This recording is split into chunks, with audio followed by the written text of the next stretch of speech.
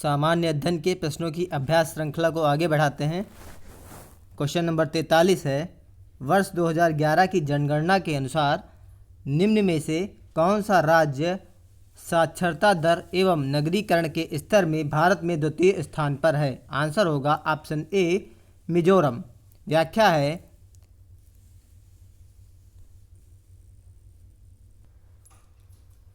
2011 की जनगणना के अनुसार मिजोरम की साक्षरता दर 91.3% और नगरीकरण दर 52.1% है।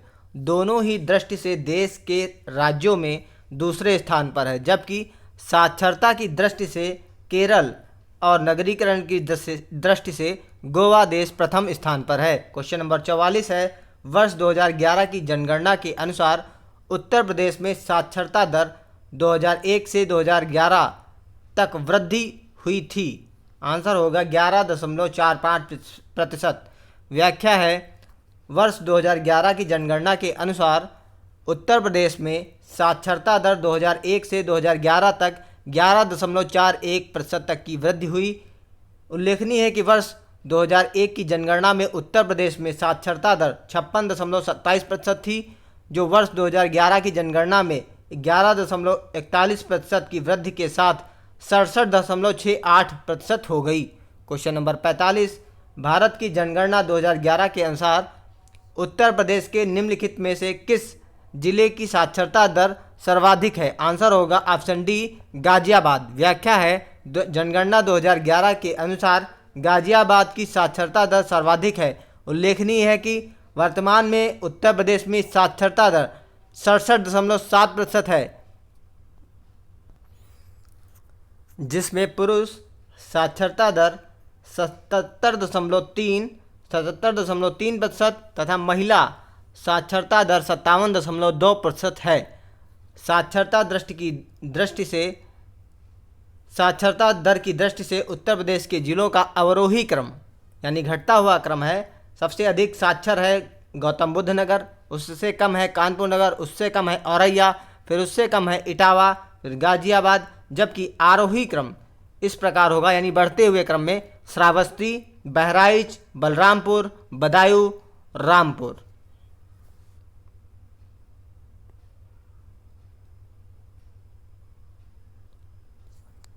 अगला क्वेश्चन नंबर 46, भारतीय संविधान के निम्न में से किस अनुच्छेद के द्वारा अस्पृश्यता की समाप्ति की व्याख्या की गई है, की व्यवस्था की गई है? आंसर होगा ऑप्शन डी अनुच्छेद 17। अनुच्छेद 17 में अस्पृश्यता छुआछूत को समाप्त किया गया है।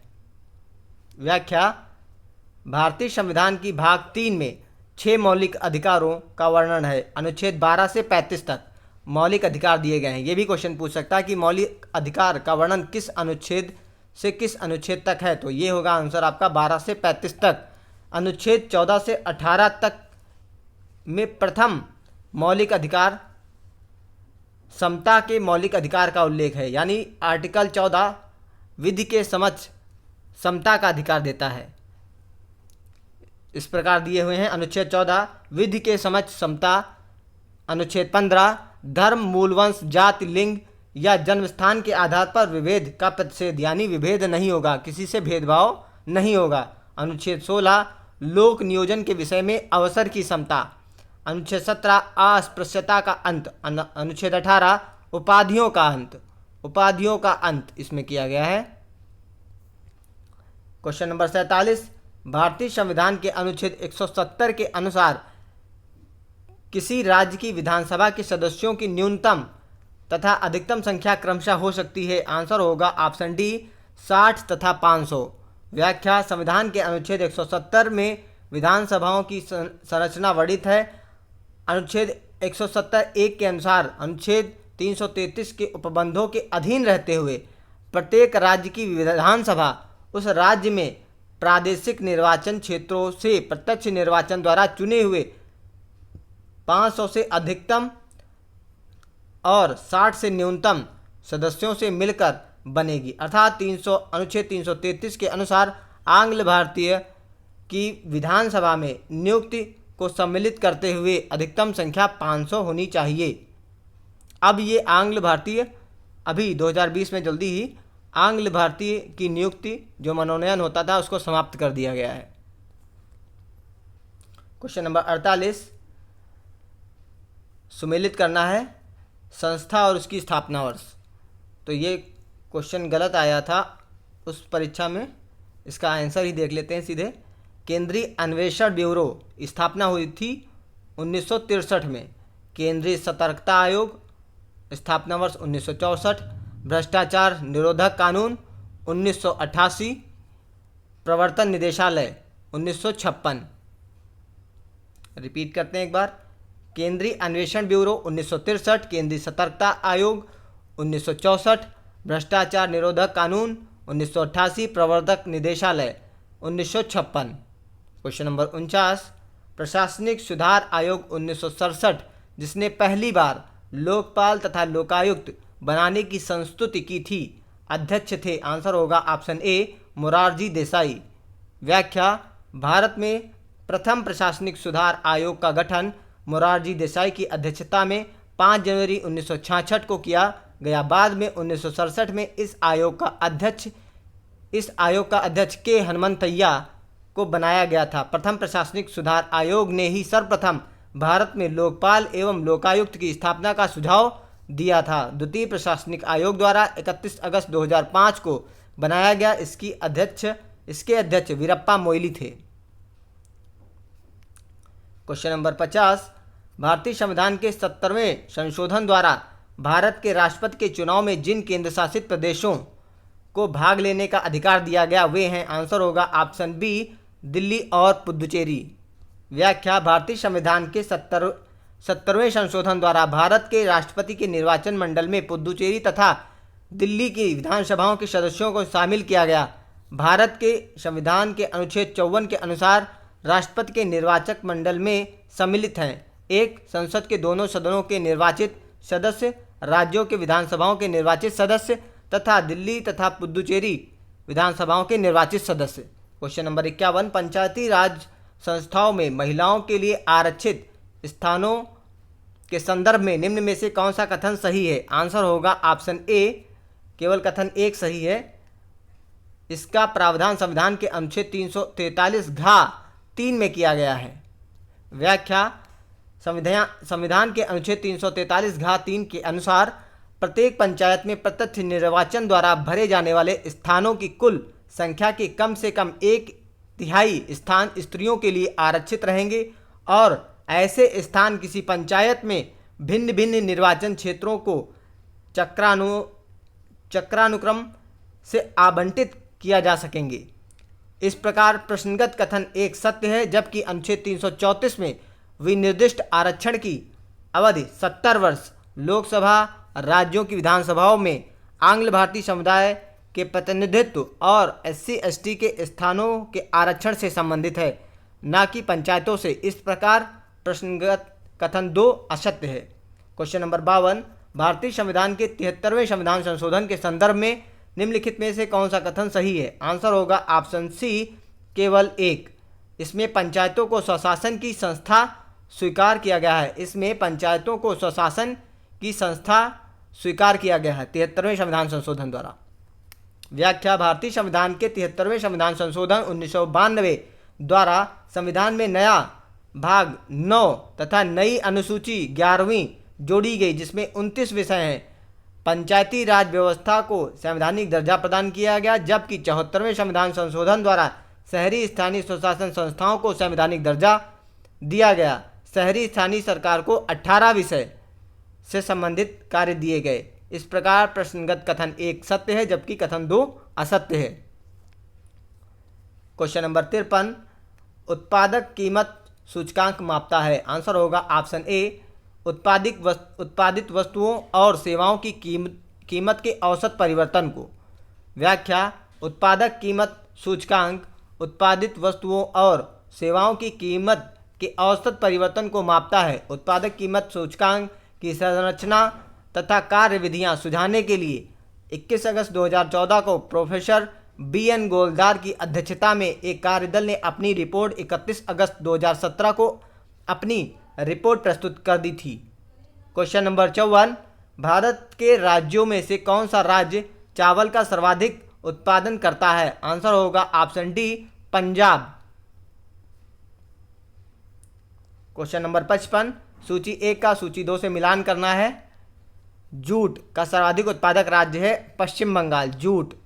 चाय असम, गन्ना उत्तर प्रदेश, रबर केरल। एक बार रिवीजन करते हैं। जूट पश्चिम बंगाल, चाय असम, गन्ना Uttar Pradesh, rubber Kerala.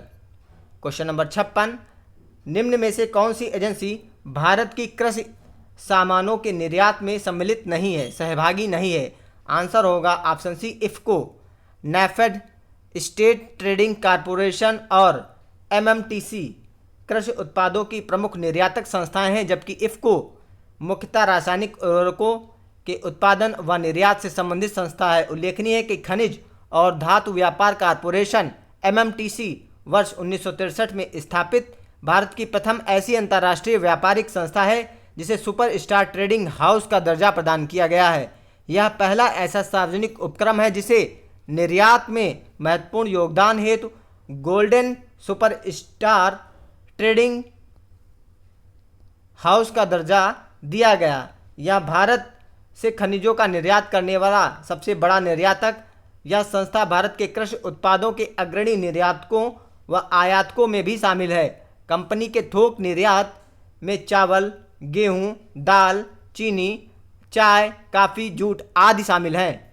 Question number 57, stock exchange निम्न में से कौन सा सट्टेबाज नहीं है? स्टॉक एक्सचेंज में निम्नलिखित में से कौन सा सट्टेबाज नहीं है? आंसर होगा ऑप्शन ए, दलाल।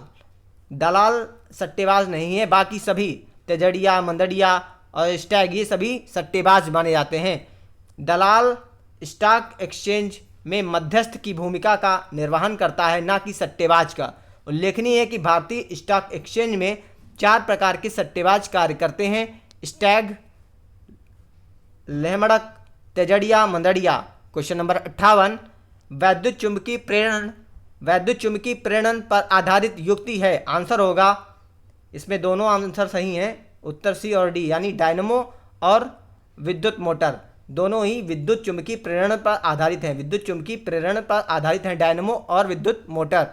डायनमो क्या करता है कि यांत्रिक ऊर्जा को विद्युत ऊर्जा में, जबकि विद्युत मोटर विद्युत ऊर्जा को यांत्रिक ऊर्जा में रूपांतरित करता है।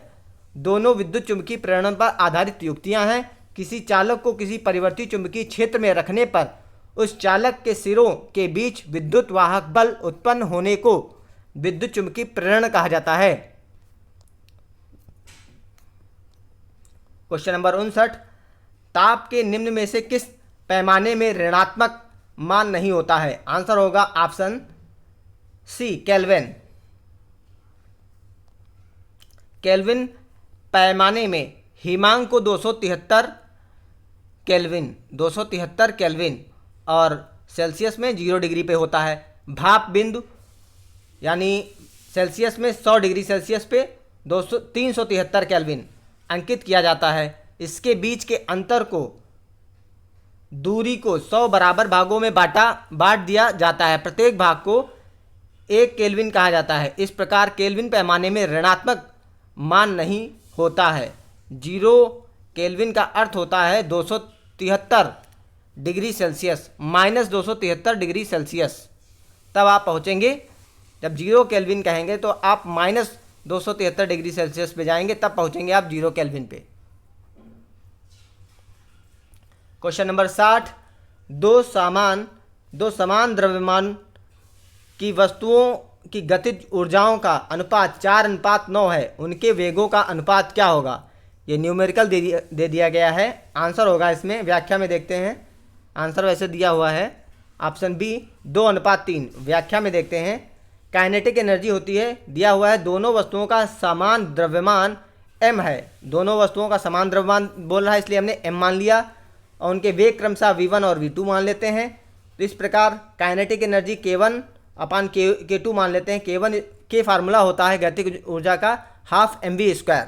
तो k1 इक्वल टू हो गया हाफ mv² अपान k2 हो गया हाफ mv²। ये दे रखा है आपका k1 अपान k2, ये आपका गतिज ऊर्जाएँ दे रखी हैं 4:9 9, तो K1/K2 की जगह पे रख लेंगे 4 अनुपात यानी 4/9, और हाफ हाफ कट जाएगा, m कट जाएगा, V1 स्क्वायर/V2 स्क्वायर इजिकल टू हो जाएगा 4/9। अब इसको आप जब सॉल्व करेंगे तो ये V1/V2 हो जाएगा 2/3, तो रेशियो निकल आएगा V1/V2 इजिकल टू हो जाएगा 2/3। क्वेश्चन नंबर 61, ऊष्मा की इकाई निम्न में से कौन सी नहीं है? आंसर होगा ऑप्शन ए सेंटीग्रेड, ये ताप की इकाई है, सेंटीग्रेड ताप की इकाई है, सेंटीग्रेड ताप की इकाई है। अर्ग ऊष्मा की सीजीएस पद्धति है, अर्ग ऊष्मा की सीजीएस इकाई है, अर्ग ऊष्मा की सीजीएस इकाई है, जबकि कैलोरी जूल ऊष्मा की एसआई प्रणाली एसआई इकाई है। कैलोरी और जूल ऊष्मा की एसआई इकाई है। इस प्रकार कैलोरी जूल अर्ग ऊष्मा की इकाइयां हैं। क्वेश्चन नंबर 62, निम्नलिखित में से कौन सा पदार्थ शाकनाशी है? आंसर होगा ब्यूटाक्लोर, आंसर होगा ब्यूटाक्लोर, ये शाकनाशी है, शाकनाशी ब्यूटाक्लोर। व्याख्या, ब्यूटाक्लोर शाकनाशी रसायन होता है, जबकि क्लोरपाइरीफास ये खरपतवारनाशी है, क्लोरपाइरीफास खरपतवारनाशी है, ब्यूटाक्लोर शाकनाशी है। कार्बेंडाजिम है कवकनाशी, कार्बेंडाजिम है कवकनाशी, और क्विकनाल्फास कीटनाशी रसायन होता है, क्विकनाल्फास कीटनाशी रसायन होता है। क्वेश्चन नंबर 63, कौन सा बहुलक जैव निम्नीकृत नहीं किया जा सकता? आंसर होगा ऑप्शन डी पीवीसी, कौन सा बहुलक जैव निम्नीकृत नहीं किया जा सकता? आंसर होगा पीवीसी। व्याख्या है, जैव निम्नीकृत पदार्थ उसे कहते हैं जो प्राकृतिक एजेंट जैसे कवक, बैक्टीरिया, पराबैंगनी किरणों आदि की सहायता से विघटित हो जाते हैं, जैसे सेलुलोज, स्टार्च, प्रोटीन आदि, जबकि वे पदार्थ जो प्राकृतिक प्रक्रियाओं के माध्यम से विघटित नहीं होते हैं उन्हें गैर जैव निम्नीकृत पदार्थ कहा जाता है, जैसे स्क्रैप धातुएं, पीवीसी प्लास्टिक आदि गैर जैव निम्नीकृत पदार्थ पर्यावरण के प्रत्यक्ष प्रदूषक के रूप में कार्य करते हैं। क्वेश्चन नंबर 64, निम्नलिखित में से कौन सा युग्म सही सुमेलित नहीं है? तो एल्युमिनियम बॉक्साइट, एल्युमिनियम का अयस्क है बॉक्साइट, एल्युमिनियम का अयस्क बॉक्साइट। कापर सिनेबार, कापर का नहीं अयस्क है बल्कि ये है पारा का, सिनेबार पारा का अयस्क है। जिंक कैलामाइन, जिंक का अयस्क है कैलामाइन। आयरन का अयस्क है हेमेटाइट। धातु और अयस्क दे रखे हैं, एल्युमिनियम का बॉक्साइट, कापर का पायराइट्स क्यूपराइट्स, कापर का पायराइट्स क्यूपराइट्स, पायराइट और क्यूपराइट, पायराइट्स और क्यूपराइट। पारा का सिनेबार, जिंक का कैलामाइन, जिंक का कैलामाइन। आयरन का हेमेटाइट, आयरन का हेमेटाइट। तो कापर का है पायराइट्स और क्यूपराइट, पारा का सिनेबार। Okay, thank you.